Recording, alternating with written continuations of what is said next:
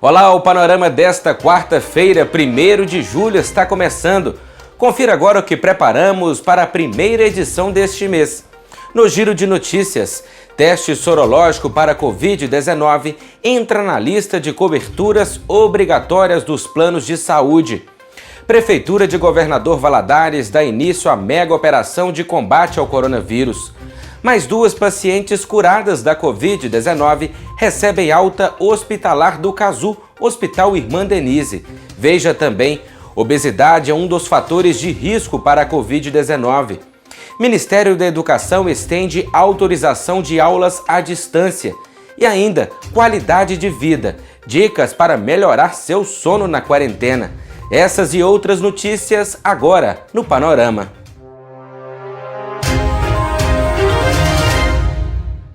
A Agência Nacional de Saúde Suplementar decidiu incluir no rol de procedimentos obrigatórios a serem atendidos por planos de saúde os testes para confirmação de infecção pelo novo coronavírus. Isso deve acontecer nos casos em que o paciente apresente ou tenha apresentado gripe com quadro respiratório agudo, febre, tosse, dor de garganta, coriza ou dificuldade de respirar, e síndrome respiratória aguda grave, que é a dificuldade para respirar, pressão persistente no tórax, saturação de oxigênio menor do que 95% em ar ambiente ou coloração azulada nos lábios e rosto. Aquele que, porventura, após essa resolução, vier a pagar, ele deve guardar o comprovante para pedir a restituição do valor, porque o teste sorológico já passa a ser obrigatório para ser coberto pelo plano de saúde. O governo de Minas, por meio da Sejusp e do DEPEN, vem trabalhando para prevenir e conter o avanço da Covid-19 no sistema prisional. Uma das primeiras providências assumidas foi a adoção de um modelo de circulação restrita de detentos durante o período de pandemia. Para evitar a contaminação por novos presos, foram criadas 30 unidades de porta de entrada, distribuídas em todo o estado, que funcionam como centros de triagem para novos custodiados do sistema prisional. As visitas presenciais também foram suspensas, diminuindo a circulação de pessoas do ambiente externo. Além disso, foram adotadas testagens em massa, limpeza geral e desinfecção, uso de máscaras e EPIs e realização de audiências virtuais.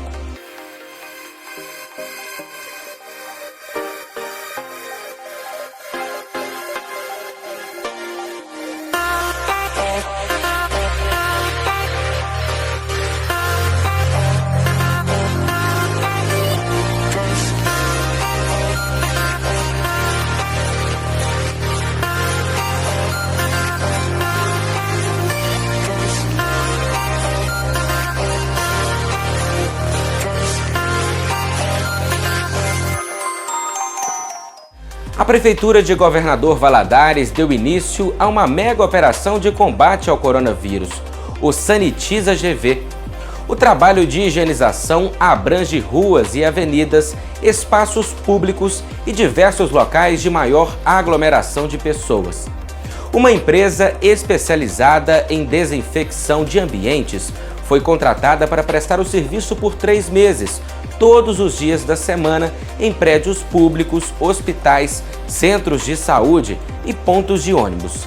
Barreiras sanitárias também estão acontecendo nas entradas da cidade, além da instalação de 30 cabines sanitárias para higienização de pessoas em pontos estratégicos e pias com sabonetes líquidos em locais de maior movimentação.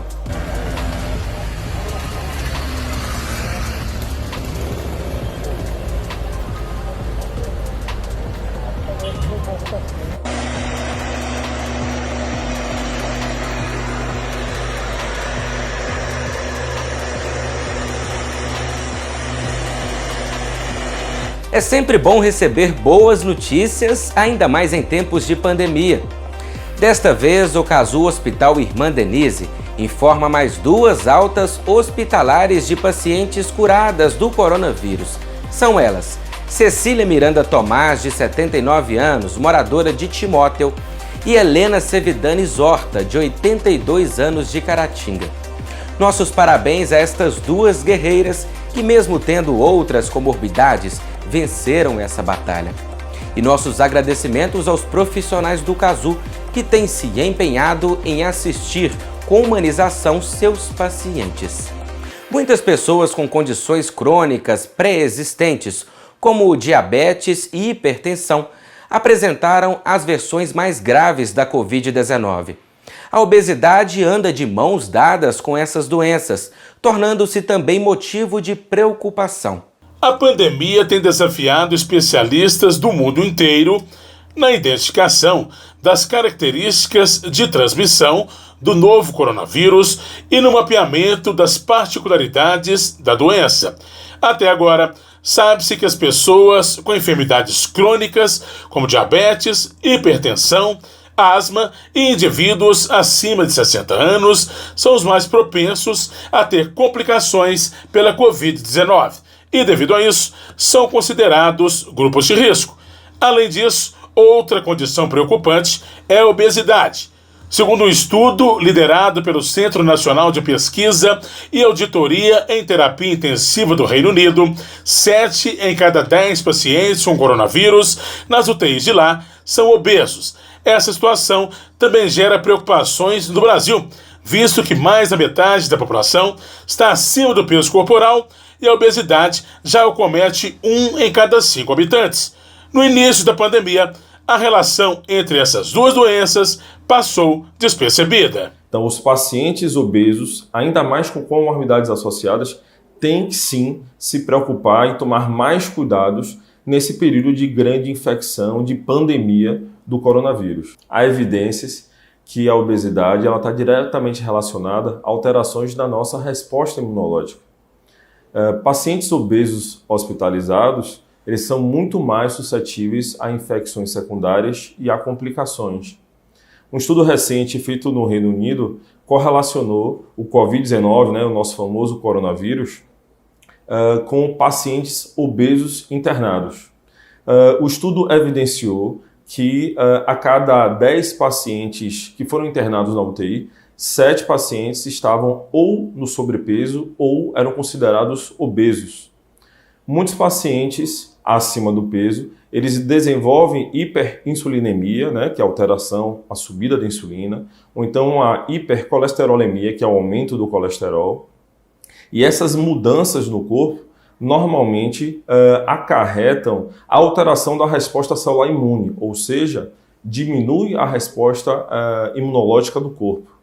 Então, a principal forma, sem dúvida alguma, de tratar, de cuidar desse paciente com aumento de peso é sim promover o emagrecimento para poder justamente permitir uma melhor resposta imunológica, uma melhor proteção a todo esse momento que nós estamos vivendo do coronavírus. Então, sem dúvida alguma, o paciente obeso é um paciente de risco e a melhor forma, a melhor proteção para esse paciente é o emagrecimento. A Covid-19 apresenta obstáculos para quem é obeso. Segundo a Federação Mundial de Obesidade, as medidas de isolamento social presentes na maioria dos países, apesar de necessárias, podem agravar problemas como a estigmatização social e a depressão, enfrentados por muitos obesos. O aumento do sedentarismo e a maior procura por produtos não perecíveis podem acentuar ainda os problemas de saúde e o controle de peso de pessoas mais vulneráveis. Sendo assim, além de respeitar as orientações de isolamento e higiene contra o contágio do vírus, é importante que as pessoas continuem se alimentando de forma saudável, realizando uma hidratação adequada, dormindo bem e praticando exercícios dentro de casa. Essas ações ajudam a fortalecer a imunidade e a manter longe inúmeras doenças. Para os portadores dessas doenças crônicas, como obesidade, diabetes e hipertensão, é mantê-las controladas, com acompanhamentos periódicos e cuidados como controle da glicemia, controle da pressão, controle da alimentação, conforme orientações estabelecidas no tratamento. Uma portaria divulgada pelo MEC no Diário Oficial da União recentemente estende o período de aulas à distância. A autorização prorroga o prazo até o final de 2020. A medida faz parte das ações de contenção da pandemia do coronavírus. Enquanto isso, professores e estudantes vão se adaptando à nova realidade. A pandemia tem mudado muita coisa pelo mundo. Isso afeta de forma diferente a rotina de cada um. As salas de aula, por exemplo, precisaram ser adaptadas. A nova realidade tem sido um desafio para educadores e alunos.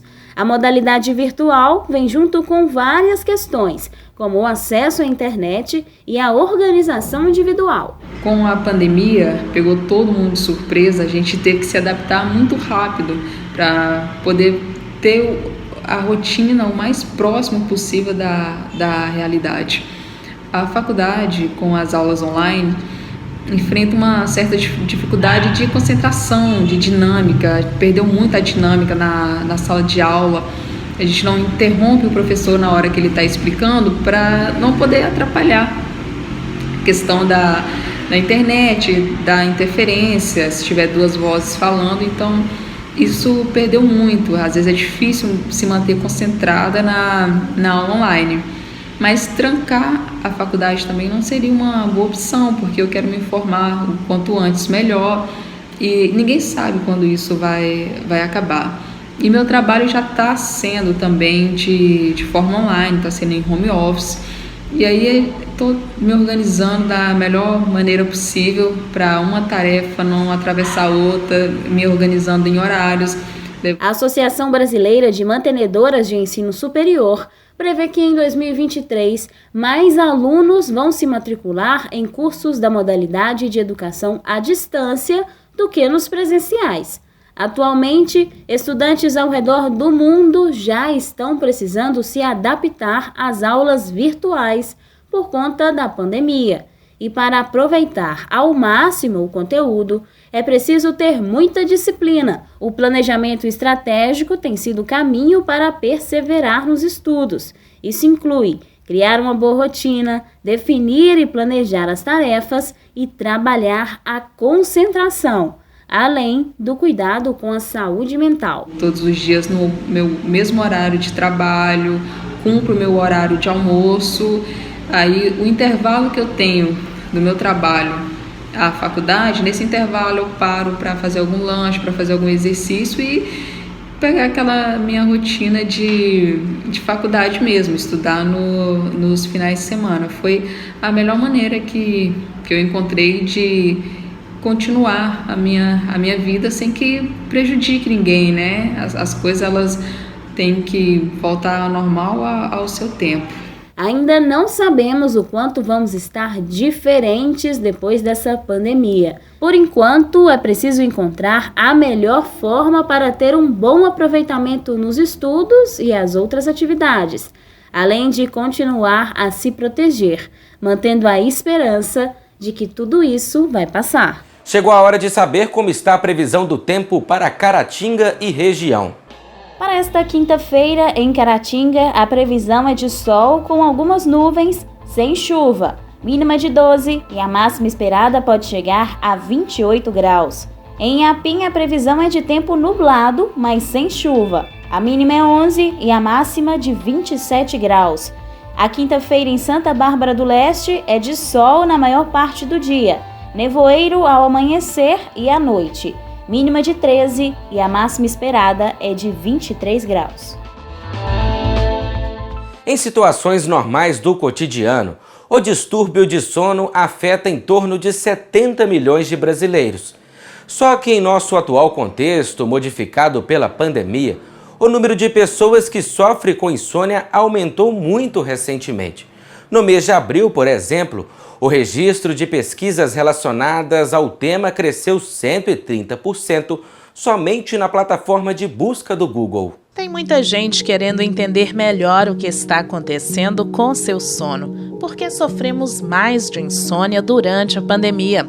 Bom, a gente precisa partir do ponto de que existem dois principais reguladores do sono de qualidade e que têm sido fortemente afetados na quarentena. Eles são o ciclo circadiano e o gasto de energia.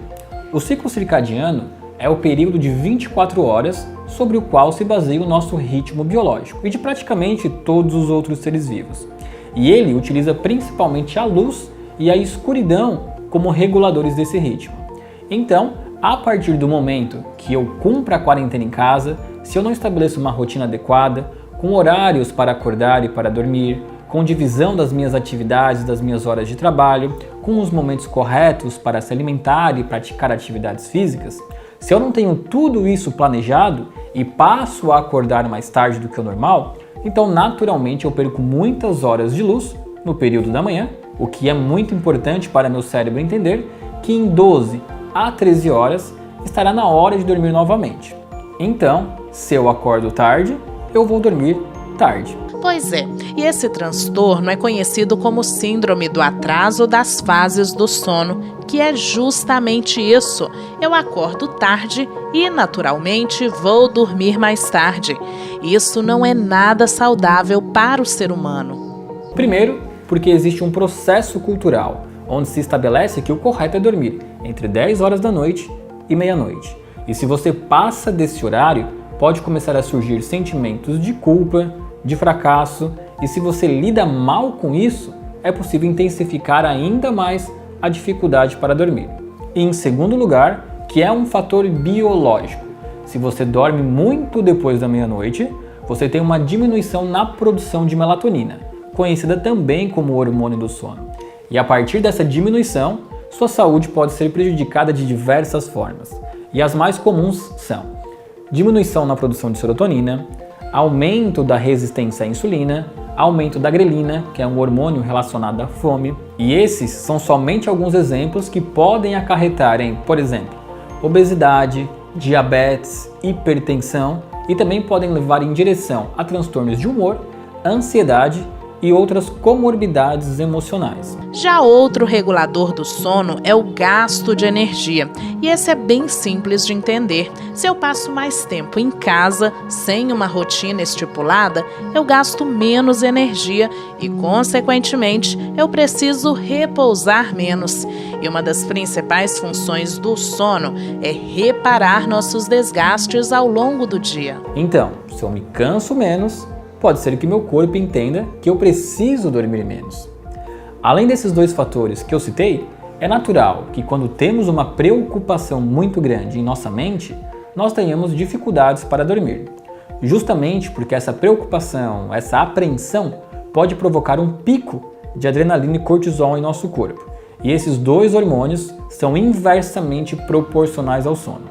Ou seja, para que possamos dormir, necessariamente esses dois hormônios precisam estar reduzidos em nosso organismo. E a maioria das pessoas, na quarentena, estão experimentando sentimentos de impotência, porque de fato, essa é uma situação que foge ao nosso controle. E aí, elas levam esse sentimento de impotência, de medo, de dúvida para a cama. E com isso, a mente passa a ficar hipervigilante, imaginando diversos cenários, como a demissão de um emprego, a diminuição na renda familiar e o próprio medo de contaminação pelo vírus. Só que, para a maioria das pessoas, essas são situações hipotéticas e que de fato não aconteceram. Só que o excesso de pensamentos gera um pico de cortisol e, consequentemente, dificuldades para dormir. E a partir disso se cria um ciclo vicioso. Dorme tarde, acorda tarde, diminui melatonina, fica mais irritado, tem pensamentos negativos, fica mais estressado e isso aí vai virando uma bola de neve. Mas afinal, existe algo que a pessoa possa fazer para melhorar o sono?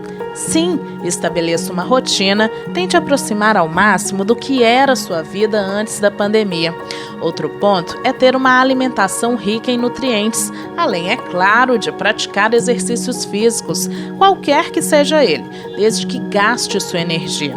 E por último, é necessário gerenciar as emoções. Então, antes de perder o sono com algum pensamento, veja se realmente ele é lógico e se de fato pode se concretizar. Ou se é apenas alguma armadilha da sua mente tentando criar um cenário muito distante do que na verdade é a realidade. E mesmo assim, após fazer todas essas medidas, se você continuar a ter insônia, aí pode ser a hora de buscar uma estratégia terapêutica para auxiliar você nesses dias. O Panorama de hoje vai ficando por aqui, mas você pode acessar as nossas redes sociais para seguir recebendo informações sobre os principais assuntos da atualidade. E se quiser sugerir algum tema para o jornal, entre em contato conosco. Vai ser um prazer ouvir suas sugestões. Obrigado pela audiência e companhia e até amanhã.